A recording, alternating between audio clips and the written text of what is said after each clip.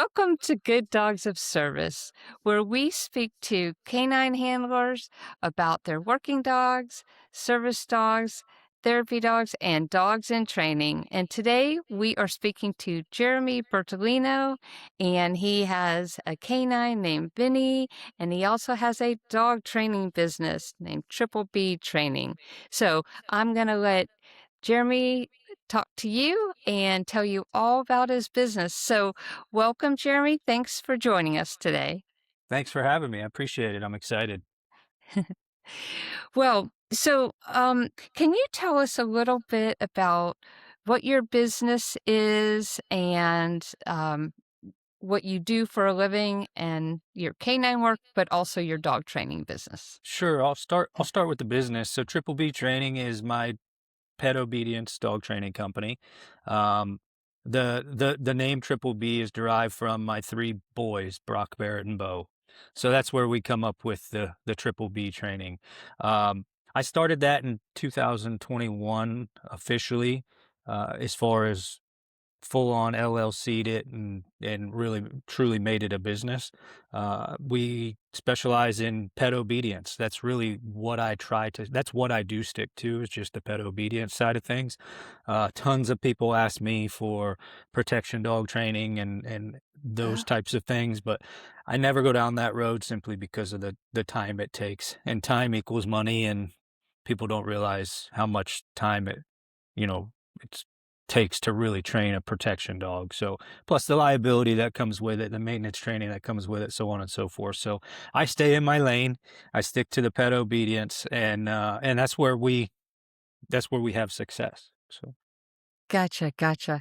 Now, how did you get to be a dog trainer? And I assume Yeah. that goes right along with what you do as a profession. So can Yes, you tell yes. us So about that? so I currently am a lieutenant in the canine unit, or over a canine unit, here in the county that I live in, at a sheriff's office. So I started working as a deputy in 2005 and got into canine in 2007, which is not very common to get into the canine unit that early on in your career. Um, Met a couple of the canine guys as a young deputy, started working out with them, started training with them, started going to their trainings and learning.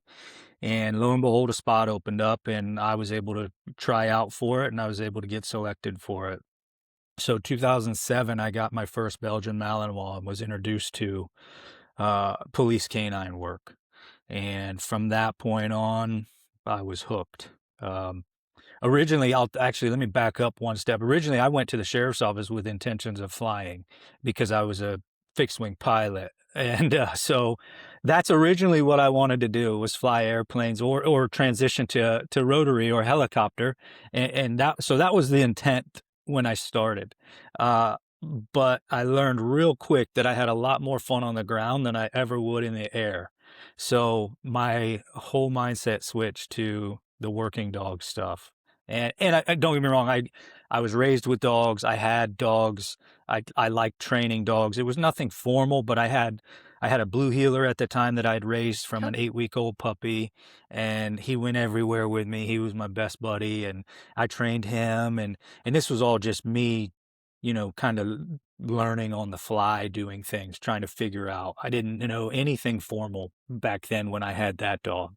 And I was just a teenager playing around trying to make the dog smart. And it slowly evolved. And then you get into the police dog stuff, and you start learning those methods of training and dealing with super, super high drive. And as you stay in a profession for an extended period of time, you evolve. So worked the Belgian Malinois. He actually retired early. He got hurt on the job and ended up having to retire early. Um, oh, they retired him to me. He was actually, he was run over by another deputy one night on a call, and he survived it, and we rehabbed him and brought him back. And he continued working, and then he broke his foot in a training accident. We were doing muzzle agitation work, and just happenstance, he broke his foot in the training session, which led to a couple of screws, like 6 or 8 screws and a plate in his foot. And a couple of the screws backed out, and we ended up just having to retire him, take the plate out and retire him. And he was my pet thereafter for, the rest of his days. So from that Malinois, I moved on to a Dutch Shepherd, and I'm Oh. still partial to Dutch Shepherds to this day. They're Can, amazing, amazing can you dogs. tell me about um, most of my friends that I know, they have Malinois. What, can you tell me a little bit about the difference between the Dutch Shepherd and a Malinois? I have no idea. It's funny. So in my experience with these two dogs, particularly that were mine, the Yeah, Malinois and the Dutchie, the Malinois was 100% all business. He didn't care about socializing with other people. He didn't interesting. care about anything but work. He wasn't mean to me. And this was long before I was married and had kids, but he was only business. He didn't care about hanging out with me. He didn't care about, as far as like affection, when I say hanging out with me. Obviously, he wanted to be with me because I always brought him to work. But, um, my girlfriend at the time, now wife, she would try to socialize with him, and he was never mean. He just didn't care. He just was like, "You're not Yep. dad. I don't care about you." Right. So, uh, he never actually truly fell in love with her until he was hurt. And once he got hurt on the job, he was living inside because I had to. I mean, he was in pretty bad shape, and she would lay on the floor with him for hours every night, and that's when she won him over, and then he was in love with her for the rest of his life. So it was a cool transition to see once the work was done, how he took to her. But yeah, it was the main difference is truly the ability to turn on and off. We call it the light switch Yep. because the Dutch Shepherds, man, that dog could run around in the middle of Lowe's or Home Depot with a toy in his mouth and go visit everybody. But the minute it was go time, he would flip that switch and he would go do whatever he needed to do. Right. And the Malinois, in my experience, I've now, having been in the business now for the last 15 years of police dog stuff, 16 years now, whatever it's been, I've seen Malinois that have that same switch, but the Dutchies tend to have it a little bit more often than the Mallies do. Right, right. Yeah. I've spoken to my friend Eric Gray, who is a canine handler as well. He's actually on one of the pictures in the back there about the on-off switch, and Hmm. that is necessary, especially if you have a family. Yeah, So it they helps. definitely have to have an on-off switch. And I guess for our guests, I'll explain on-off switch means that when they're working, they're working. And like you said, they're off switch when they're not working, they're sociable, they can be around kids or, just be sociable in general. So there's a Yes. big distinction there. So yeah, yeah, Right. Right. necessary if you have a family, right? It helps. It's a huge Yeah, help. yeah. Yeah, very much I so. I take it. Well, I won't assume, but I know I talked to you about K9 Vinnie before we got on this interview, and I'm going to assume that he is more of a working dog. And does he interact with your family or not? Yes. So I allow him to obviously always supervised. So Vinny, our policy at the agency that I work for, the dogs are not allowed to live inside your house. Yeah, he's a So Malinois, is that correct? he is a Malinois. Yeah. Okay. Yep. So his mom had some Dutch Shepherd in her, Oh, but she was like a Mallee Dutch cross. And the reason I know that is I know the two breeders that bred him. So both his parents are imported from Europe, but he was bred here actually in Florida. So, and I've met his father and his mother. So I know both of those dogs. gotcha. Um, so that's how I know the specifics there. But yeah, our policy is for our agency, the dogs will not live as a family unit in your house. So we provide kennels to all our handlers. Mhm. Beings that I have triple B training, I have an air conditioned building on my property with kennels inside. So it's a kind of a different dynamic for me. But yeah, he lives out there in the kennels. If we're outside playing ball, doing whatever we're doing, the kids are out with me. They can throw the ball for him. There's no issue there. Gotcha. But they're never unattended with him. Right. They're never left unattended with any working dog that comes through here. Right, right. What, uh, I can imagine that there's challenges with your business being or not your dog training business, but being a canine handler for the police department. So, what keeps you motivated doing that? And also, can you tell me about some of the ups and downs for your profession? Yeah, so it's actually pretty easy Yep. for me. So I am the lieutenant, so I deal with all personnel, I deal with all budgets, I deal with all training. I oversee everything about the canine unit at this point. So uh, going back to being a dog handler, when I was a deputy, just handling dogs, had no other responsibility. The best thing in the world is working your dog. Like you can have the worst day what you could have the worst day going on in your life, right, as far as frustrations go, you know what I'm saying, like within Yeah. reason, but you're frustrated because your supervisor wants you to do A, B, or C, and you want to do whatever, right, or whatever it may be. Hmm. uh the minute you get a canine call and it's time to deploy your dog, like all is well in the world. The focus comes in, and it's just so that is that is why we return daily. When you get out on a call and hunt a person with your dog, nothing else in the world comes into your mind. You're so hyper focused, you're wanting to do the job, and that satisfaction of having that training pay off in the real world, because that's our ultimate test. Every time we deploy to look for somebody, to track somebody, whatever it may be, it's unknown. The environment is always against us. Typically, the neighborhoods we're in are against us. And, Oh. it's just, if you can go in there as a one man guy, one man, one dog team, and you can track somebody and locate them, like that's your satisfaction. So I would Hmm. equate it to Major League Baseball players, who are having a great season, getting up to bat 10 times and getting 3 hits out of the 10 times, right? It, Hmm. that's a really, really good average.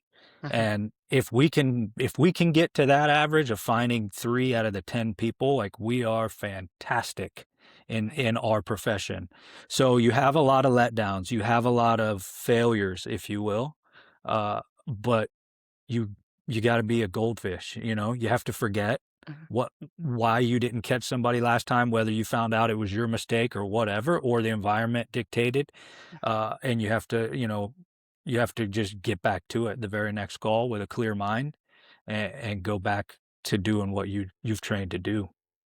So, when you're talking about searching for people, um, what kind of like, can you give us an example, a real life example of who you're searching for? Or Yeah, because so it's not like it's a lost kid with a correct. Malinois, that would Right. be something else, like a bloodhound. That's So, our bloodhounds. Yeah, yeah. So we have two bloodhounds as well. But oh, that's so so interesting. Okay. yeah, yeah, I'll get to them in a minute. So yeah, all of our dogs at the agency that I work for, they're all a dual purpose dog, meaning they're all apprehension dogs, and they have a second job, which is either a narcotics detection dog or an explosives detection dog.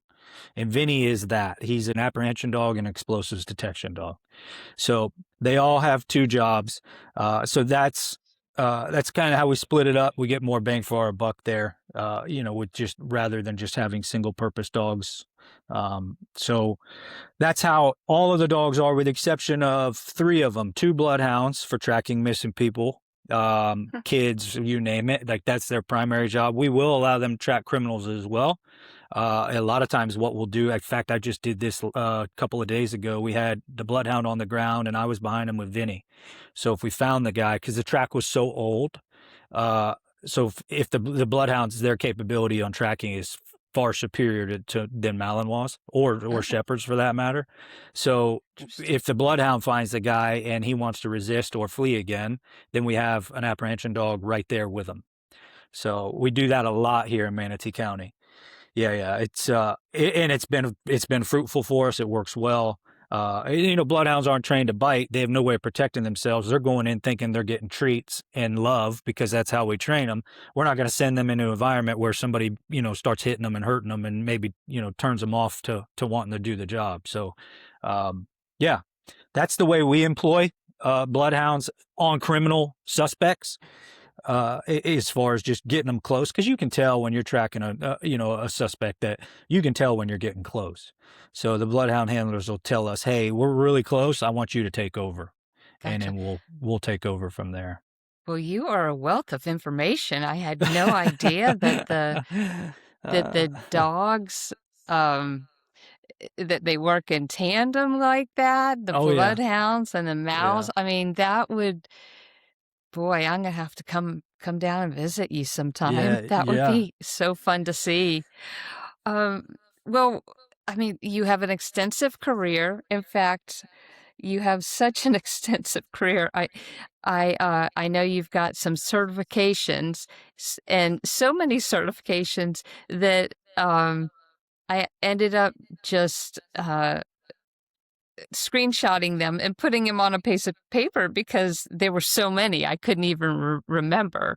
So, what can you tell us about like certifications with like why do you need certifications? What are they? Being a professional, how does that enter your Sure. job? Yeah, so on the law enforcement side of things, in Florida, the state of Florida has an entity called the Florida Department of Law Enforcement. They're the governing body over basically everything we do with respect to canine. So, and other stuff throughout the sheriff's office for that matter. But with respect to canine, Florida Department of Law Enforcement mandates in the state of Florida that if you are a new dog and handler team, you complete a 480-hour basic handler school or equivalent to their school. So what we do is every handler that comes into our program that's new goes through approximately a 900-hour school. So, because the reality is when you get a 9 or 10 month old dog now at this point, it seems like they get younger and younger and younger. Like, we, you start from scratch. We buy green dogs. So, meaning our dogs have no training. They bite and hold and they have super, super high drives. We buy genetics and we know that. And that's just our style. So we take a dog from nothing to street ready in that 8 to 9 month period. Our sheriff is a former canine handler, so he is super good to us. He never questions us on our timelines. He doesn't, he just trusts that we're going to do and put out the product that he wants. So that's what we do. And, so FDLE every year, we do a certification through them to maintain our standard and show to them that we have maintained our standard. And it's their course or their curriculum that is required for us to adhere to. So there's obedience, there's apprehension, there's building searches, and there's area searches, which are 4 facets of our profession that are the most common, right? And then we'll have an evaluator come in from an outside agency, which again, that's a whole nother certification. So you have to have trained 6 dogs through the FDLE program, and you have to have evaluated 10 or 12 dogs under another evaluator before they'll give you the blessing to say that you're good enough to evaluate dogs. So some of these certifications are hand in hand. Like my FDLE certifications are an annual certification. Then I have a trainer certification because I've trained over 6 dogs. And then I have an evaluator certification because I evaluate dogs, and so on and so forth. So it's just a progression over the years of the more time you're in the business, the more dogs you're going to train, the more dogs you're going to evaluate for other agencies and yours, and so on and so forth. So Right. that's kind of the stepping stone of how I obtained FDLE certifications. And then there's a whole nother facet of what we do, which is the competition side, which is all the United States Police Canine Association stuff, or USPCA stuff, which I love. Like that's my real like favorite thing right now in life is competing in USPCA. It's a lot of fun. Gotcha. Gotcha. So we can go down that road. We can go down that road next if you want, or whenever you want to. But to Sure. cover the FDLE stuff, it's No, I mean, let's go down now. Like, first of all, where are these competitions held? Sure. How can I So come see one? No, I'm yeah, just of kidding. course. Yeah, they're all open to the public. So Oh, you interesting. absolutely. USPCA is for the listeners who don't know, United States Police Canine Association was founded in the 70s by some guys here in Florida, actually, Oh, and it's evolved to a national organization with tons of support, tons of knowledge, and there's all kinds of information put out, support put out if you need representatives for court cases, stuff like that. Really great organization. I love it. It's been a lot of fun. All the people that I've met in the organization are top tier folks. They're just all like-minded, great individuals who enjoy working dogs and competing against one another. So what happens is USPCA is broken down into like 24 regions across the country. oh, And we here in Florida, Georgia, and Alabama are Region 1. So and it's about halfway up the state of Alabama and Georgia. It's cut off and then turns into a different region. So call it the southern half of Florida and Georgia. Excuse me, Alabama and Georgia, and all of the state of Florida are Region 1. is there So one coming up, or have we missed there it for the year? there is one coming up. There's a national in Abilene, Texas in September that I'll be at. Yeah. Yeah. Okay. So going back to the regions, I tell you the region breakdown because every region hosts a regional competition Okay. annually. You attend the regional competition for 2 reasons: for a USPCA certification, which is similar to the FDLE. Some states don't have a governing body, and that requires a certification, an annual certification to show proficiency, like Florida does. So a lot of folks will go to a USPCA event because they want a annual certification through them, and they do apprehension, obedience, search work. You can do odor detection, whether that be narcotics, firearms, explosives. They do tons of stuff. They offer tracking certifications. They offer a plethora of things. Really, again, I can't tell you how awesome the organization is. So you go to a regional trial, which this year our Region 1 trial was in Orange Beach, Alabama. That was back in February. So you go there. You compete for a week there in obedience, apprehension, and search work. So you have article searching and man searching. And then if you certify there, with a minimum score, and I don't even know the minimum score, so forgive me there, but you have to achieve a minimum score of X. I don't know what that number is to qualify to go to the national event. So I qualified to go to the national event. I don't even know what my score was. I know I finished 4th overall this year at the regional. So I get to go to the national to compete at the national level Gotcha. and hopefully win the national championship. That's the goal. That's the one thing I don't have. I won the 2025 Region 1 championship, hosted the 2025 Nationals here in Manatee County, and took 3rd overall there. So I've yet to win a national championship. That's the one that eludes me, and that's the one that I'm after. I really, and I'm time's ticking for me because my dog's 6 going on 7. So there's not too many years left for me to try to get a national championship. Got it.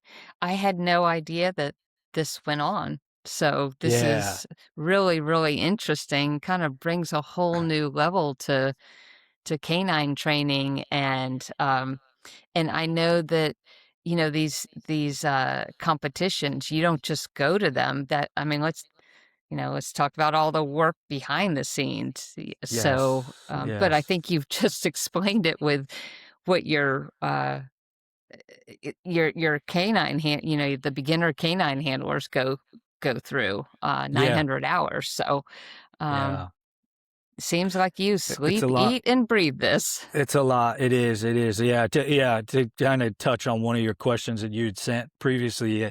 Yeah. What does a day in the life of me look like? Up at Yes. 4:30 in the morning in the kennels until 5:15 or so. Go to work for almost 11 hours at the sheriff's office. Come back here and go back to work in the kennels. So, yeah. So I train dogs before work. I train dogs and work dogs at work. I come home and I train dogs here again.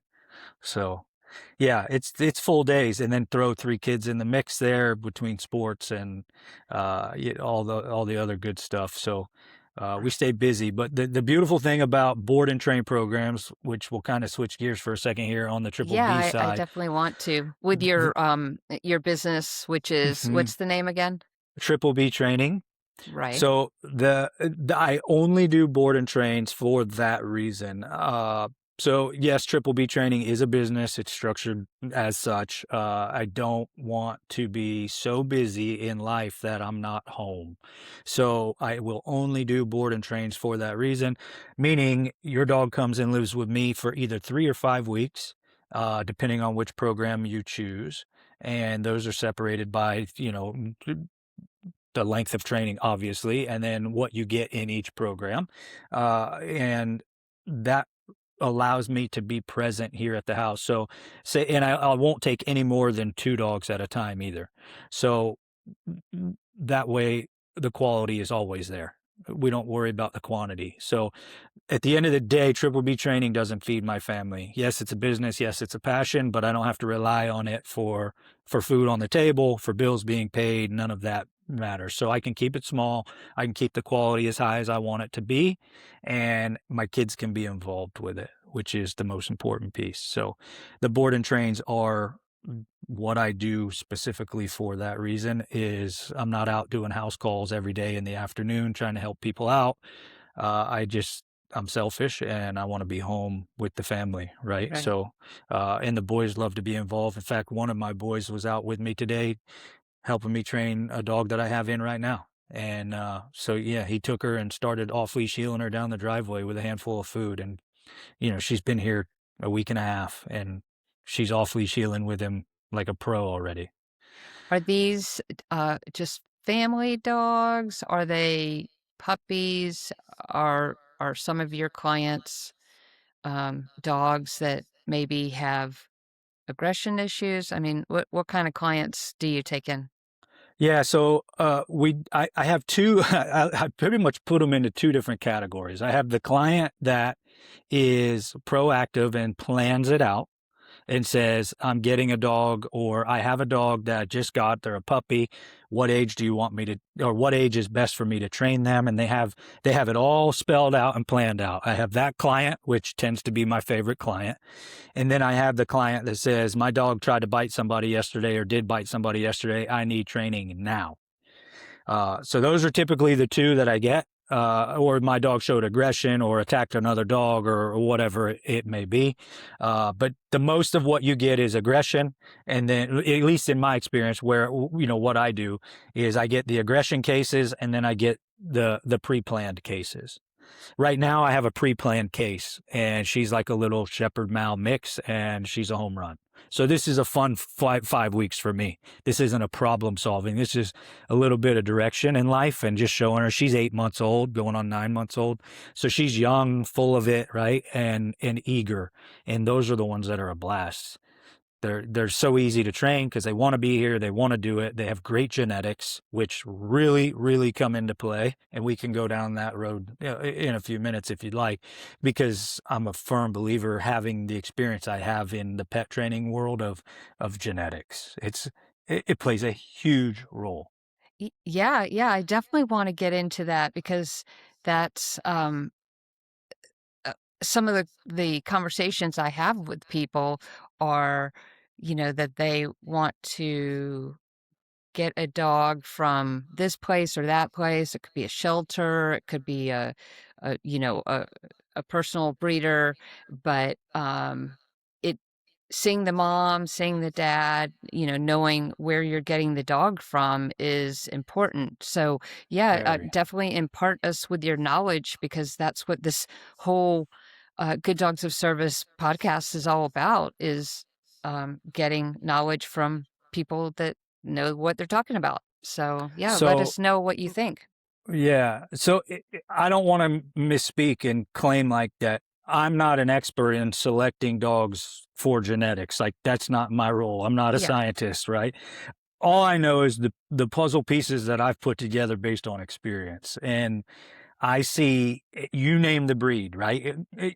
For me, I see more German shepherds that come through here that are poor genetics, and I attribute it to poor genetics because it seems that they've all come from different places, and they're just poorly bred dogs. Yes, they look like a German Shepherd, and who knows, they may have paid a lot of money for that dog to get the look that it has, but the look isn't the brain, and the brain in that dog is full of anxiety and nerves, and those are the dogs that I just see. I guess in my world I'm gonna see more than the normal folks would, because I'm the one that's called upon to fix problems. uh, but I see so many German shepherds that have anxiety that come through, and I can't pinpoint any. I've gone down the behavior side for the last 5 years, and I can't pinpoint like you're doing the handler or the owner, you're doing this wrong or you're doing that wrong. I can't pinpoint that. There are things they aren't doing properly, uh, but I can't pattern that to say this is the exact thing. Whereas it all just seems like it all boils down to the root cause is genetics to me, and that's and I see it in other breeds too. I just use German shepherds as an example because that's the most prevalent that I see. Are there any tests that you can do for puppies that you would know that it was at least on a good road of being a dog or not? Or do you really just have to see them throughout the first 6 months? Like, Yeah. how do you even select a dog, even if you were and you don't have to talk about this if you don't want to, but like a lot of people get dogs from shelters. So Mhm. how do you vet them um if you go and see them? I know in the horse world a lot of people will go and they'll ride a horse once or twice and then they'll buy them, and to me I've never I thought, well, that's a really short assessment. So it's Mhm. the same with dogs. You go to a shelter or you go to a breeder, you look at the dog once or twice, and then you decide to buy him. It's really tough to make an assessment on such a short timeline. So do you have any 100%. tips on assessment for people that want to get dogs and So selecting them? the best thing, if you're selecting a dog, the best thing I could think of just off the top of my head, and it plays into kind of what we do with police dog prospects, right? So first of all, let me tell you, just because they are, I'll tell you straight up factually here, police dog, all of our dogs are imported from Europe, every single one of them, somewhere in Europe, right? Their bloodlines and their genetics are superior to American breeders. We're not going to deviate from something that's not broken. So we're going to spend the money on genetics. And when I say we spend money on genetics, we spend $16,000 on one dog. We're buying genetics. It's very important for us. So I'm not telling pet dogs to do that, right? But for what we do with police dogs, it's imperative that we have good genetics. If you're going to a shelter, the dog's comfortable or has been at that shelter long enough to be comfortable there. That's not going to be the same dog that you bring home. The shelter, I don't, and I've never purchased or adopted from a shelter, so I can't speak for any of them. But if they will allow you to take that dog off site, you'll get a better Yeah. assessment. There you go. Okay, that's great And I, advice. Yeah, that makes logical sense then. hmm Okay. yep. I know a lot of folks that do that with police dogs. They'll take the dog off site. They'll take them in a Oh, testing phase to a Home Depot, to a Lowe's, to another field that the dog hasn't been to behind some church down the road, right? To get a better assessment of what that dog does when he's not in a comfortable spot to him or her. gotcha, gotcha. And Um, the reality is they may test well there, and then something at your house freaks them out, and you have a whole nother hurdle to deal with, right? So we don't know, especially when adopting, what skeletons are in that dog's closet. We don't know how they've been treated, depending on their age, where they come from. There is going to be an issue at some point. Majority of them, I think, can be overcome, right? But structure, structure, structure. That's how all dogs thrive with structure, just like children, just like humans. mhm. If you put structure in their life, you will have more success. That's factual. Gotcha, gotcha. That's good. So, well, I I asked this to another friend of mine who is a dog trainer. You are one person and you live in one location, and we have an entire country of people getting dogs. What is your best advice about finding a dog trainer in their own specific area? I mean, how do you Well, even begin to find a good dog trainer for someone getting a lab puppy? I have a mhm. couple friends with lab puppies right now. I have one sitting behind me. He's not a puppy anymore, but yeah, he's my go-to, my best buddy. Oh, So yes, it's a hard thing to do.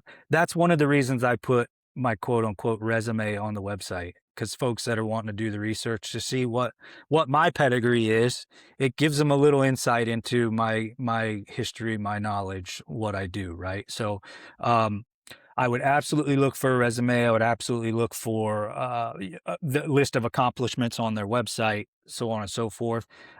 Depending on the person, this was a big topic of discussion 2, 3, 4 years ago of the positive only trainers, the balanced trainers, this, that, the other, right? There was a big divide. I don't go down that road and get involved in arguing about that. I will tell you that I am a balanced trainer with respect to definition. I will use a multitude of different tools depending on the dog, right? So if if a slip lead is what I feel like I need for a certain problem on a dog, I'm going to use it. If a pinch collar is, or a prong collar is, I'm going to use it. If a flat martingale collar is what I want or what I need, I'm using it, right? E-collars, if what I want, what I need, I'm going to use it. I'm going to use the right tool for the right job. And that is why I consider myself the balanced trainer. Um, when used properly, I'm all for them. When used improperly, I'm 100% against them. So we have to have a fine line of balance there, hence the term balanced trainer. So I'm a proponent of folks that are very well versed and educated in all tools, can explain all tools to you, have a preference in brand on specific tools, and tell you why they use those specific tools, i.e., e-collars, prong collars, those types of things. Um, to me, those are the important things, coupled with the fact that uh, they need to they need to have a background, right? So, uh, right. uh, the internet is your best friend nowadays, depending on where you live. Mhm. There are tons of people out there that train dogs that I would probably say are very well versed trainers, and then it's just an interview process and a comfort level for you. So when someone comes to train with you, and then you train their dog, Mhm. how do you put the leash back in their hand? So what I do on the 3 and 5 week program is, again, it's a board and train program. So the dog lives with me. I shape all the behaviors here at my house.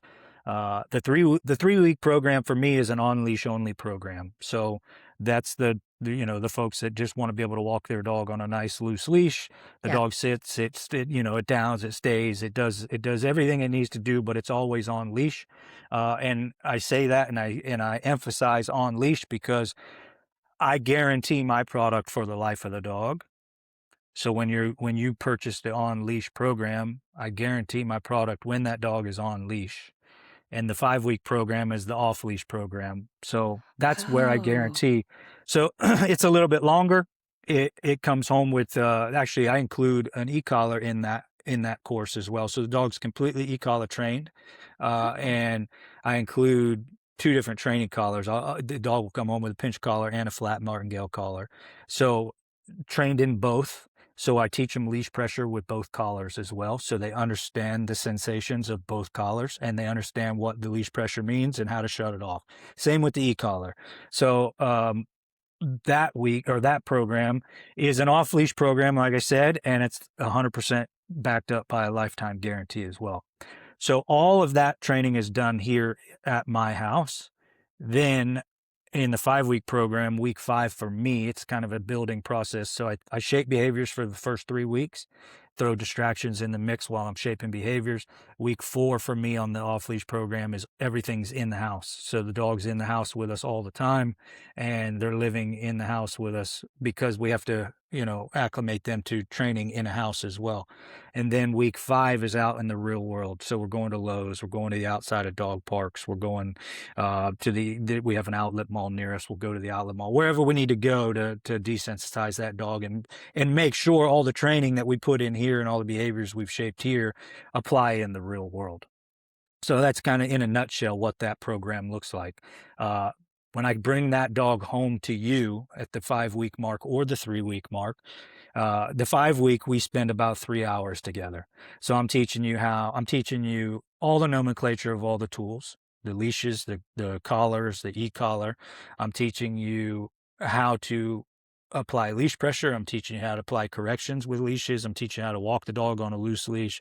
I'm teaching you all the e-collar work. I'm the dog on the e-collar, so they're stimulating me before they get to even work their dog with the e-collar, because if they make a mistake on the e-collar, I'd rather it be on me than on the dog. So I put the collar on my arm and I make mistakes that dogs make for them to correct on the e-collar.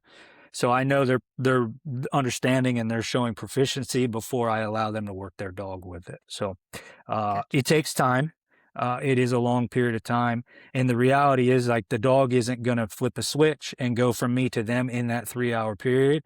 Uh, Right. Everything's perishable in what we do. So what I do is I prescribe a 5 to 10 minute morning session of work with them for their dog's breakfast and a 5 to 10 minute evening session for their dog's dinner. So I show them in their house. We custom tailor a quick little, training session based on the layout of their house. And I teach them and we work their dog right there together. I work them, show them what I want them to do. And then I hand everything over to them and say, okay, now this is what you're going to do. And they work the dog in front of me and I correct them and show them what they need to do. And it works out well, as long as they maintain those 5 to 10 minute sessions in the morning and the evening and make that dog earn their food and work for their food. Uh, People just don't call me back as far as my dog's declining. The calls that I do get occasionally, and I think I've had 3 or 4 in the last 5 years, are, hey, can you come check me because I want to make sure I'm still doing it right. Nice. And Nice. those are the ones where I drop what I'm doing and get right to them, because those are the clients that I want, right? So I want the Yeah. folks that are passionate as I am about training a dog and maintaining a dog. So, yeah, that's kind of in a nutshell how Triple B training, tailors the programs and supports, and how I support my Yeah. clients. Mhm. Well, I guess wrapping up, what would you say to someone, and you can choose either one, that either wants to be a professional canine handler with police department Mhm. or wants to be a dog trainer? As a profession, what is your best advice to someone that wants to do that for a living? Either one or both. So I'll dissect it into two different worlds since they are. So the police Yep. dog side of things, police or sport dogs or whatever. If you want to get into competitive dogs somehow, some way, uh, you got to find a club first and foremost. If you're not going into the police world, but you want to do sport dog training, whatever it may be, um, your best avenue to open doors in that world, to include law enforcement, believe it or not, if you can master the skill of a decoy, If you can become a very, very high qualified decoy, meaning learning how to catch dogs on suits and sleeves, learning how to work dogs, learning how to tap into different drives of dogs while they're biting you, and developing young dogs into really good, strong biting dogs, full mouth grips, confidence, the whole deal. If you can master that skill, every single door thereafter will be open for you before you get to it. Those are the folks that we all need, because the decoy in our world is what really, really, really trains the dog and develops the dog. So if you can become a master at that, every single door that you ever approach will be opened for you. That's how important that piece is for us. Is the decoy that you're talking about m trailing No, the people decoy. or So when you see our dogs biting folks in suits, the big bite Yes. suits and the sleeves and stuff. Yep. So especially younger dogs, like we buy them young, right? So we do a ton of bite work with these dogs when they're young because we want to develop a good full grip. Meaning, Mhm. like, I'll try to demo it here. So your arm, and typically in a suit, we're catching a dog here in the bicep, the front left bicep, right? So we want the dog to come in and bite full and continue to push in on the bite. We never want a dog to grip and pull away from us, right? And their grip must, I don't know if I can demo. So here, we don't want a grip that's shallow like this, right? Uh-huh. We want a grip that's full like this. And we want the dog to continuously, anytime he feels pressure. So you cover his eyes, for example, and he feels a little bit of pressure from you, he drives in and bites harder, and then pressure shuts off. So we condition that through reps and reps and reps. And we just don't ever want them to thrash and pull. They start to get munchy and come down towards the hand typically because they want to create distance between the decoy. They're not as confident. So those are the types of things that I talk about when you become a professional decoy and you learn how to engage with dogs silently through body language, right? And teaching that dog how to drive in, how to create power, how to shut off pressure. Uh, if you can do that and you can master that skill, you can travel this country and make a lot of money, and you can go basically to work anywhere you want to work, because those guys are few and far between. It's a dirty job. It's a hot job. It's very, very physical. It's a hard thing to do. Right. And that's why it's so important in our world. So that would be my advice to anybody who wants to get in that world is, if you become a great decoy, I'm telling you, I'm telling you, I'm telling you, doors will open for you. Yes, Okay. that would be the way that I would go. And Gotcha. you're going to learn so much about dogs' behaviors and Uh, shaping behaviors and teaching dogs, how to be confident and developing dogs, that's going to transition right over into the training side for you. Gotcha, Yeah. gotcha. Yeah. What, so these canines, they take a lot of training, they take a lot of work and so forth. Um, are there any special topics that you want to talk about? Because the whole purpose of this podcast for Good Dogs of Service is really to advocate for these great dogs. So, are there any topics that you want to tell people about? So we covered the USPCA, and Hmm. it's a nonprofit, mind you.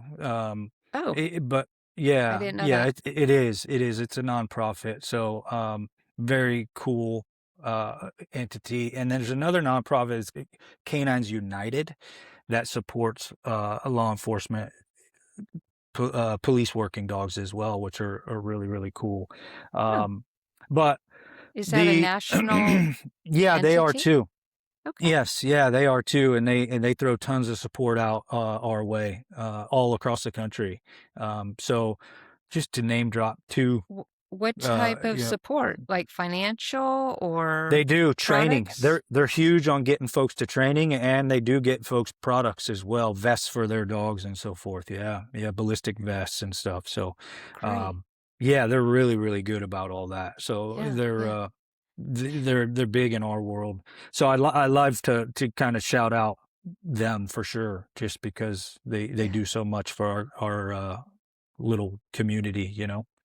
Well, So, so many people don't realize, I mean, these, they see the dogs on the street and so forth. They might see them at airports, um, mhm. you know, different events around town, but they take so much money to keep up with. I mean, you got, you know, Yeah, dog food, vet bills, training. I mean, that goes right along with why they cost so much. Everyone's like, sure. well, why do all these dogs cost so much? Well, this is why, because a lot of Yeah, time and products and protection and vet assistance and everything goes into them. So that's yeah. great to know that there are these nonprofits behind these canines, even though you're a police department, because you guys don't have all the money in the world either. So, No, and we're lucky.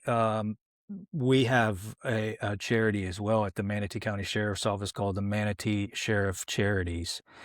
And it's a 501(c)(3) as well. And so we're lucky. Dogs do a lot for our community, and we're we have a huge following and support system in our community specific to the canine unit.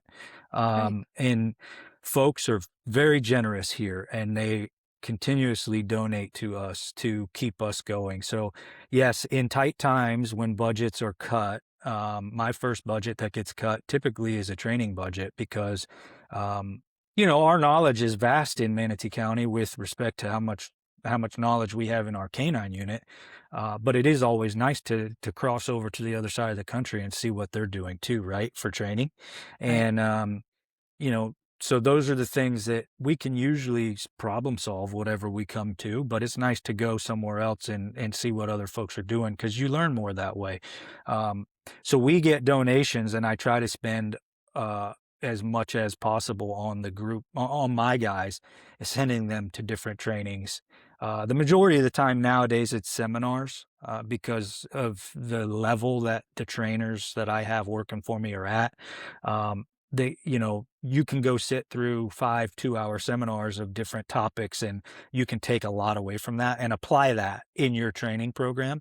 It's not like they need the hands-on training so much anymore. They're pretty Mhm. advanced group of guys that they can go sit to and listen to a lecture, and they can piece together how they're going to apply it in our program. So that's kind of the route that we go now with the more advanced handlers and trainers that I have, is sending them out to seminars. And there's one real big one every year called HITS.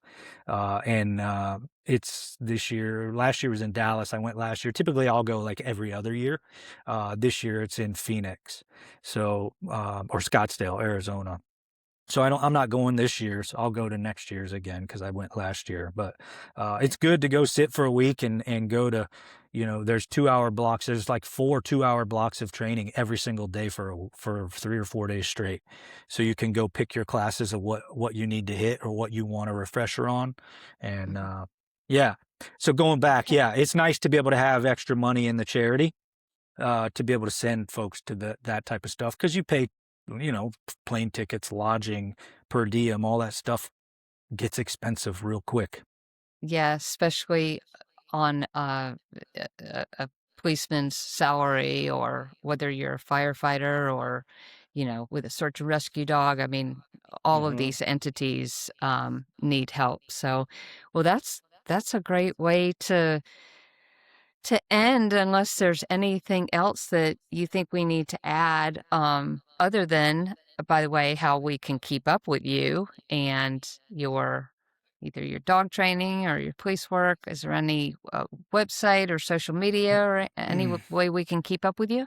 So I'm not. I'll be the first to admit I'm not great at social media. So No problem. all of it is at Triple B Training, all the social media platforms. I don't post religiously there, and then there's triplebtraining.com that is the website. So all the information is there. All the links to the social media pages are there. I do post videos occasionally. Most of the time, what I'm doing is I'm small, right? I'm word of mouth for the most part as far as Triple B Training goes. So I'm not at the point to where, well, I probably won't ever be at the point to where I'm sending out advertising dollars and stuff like that because I don't want to take more than two at a time because going back to our earlier conversation, quality is more important than quantity to me. So yeah, triplebtraining.com, and then at triplebtraining on the social media websites. Great, great. Well, you and I are on the same page. We are just taking care of our own little corner of the world, and not everybody, we don't need to be all over social media. We're just talking about the dogs. It's all about the dogs It is. and advocating for them, and that's all we need to do.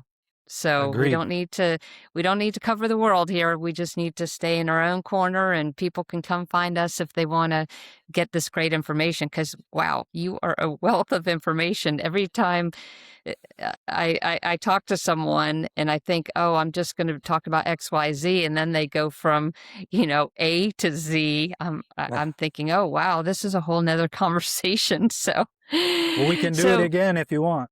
great, great. Yeah. Well, thank you for joining us today, and we will talk to you hopefully another time. Sounds good. Thanks for having me. Thanks.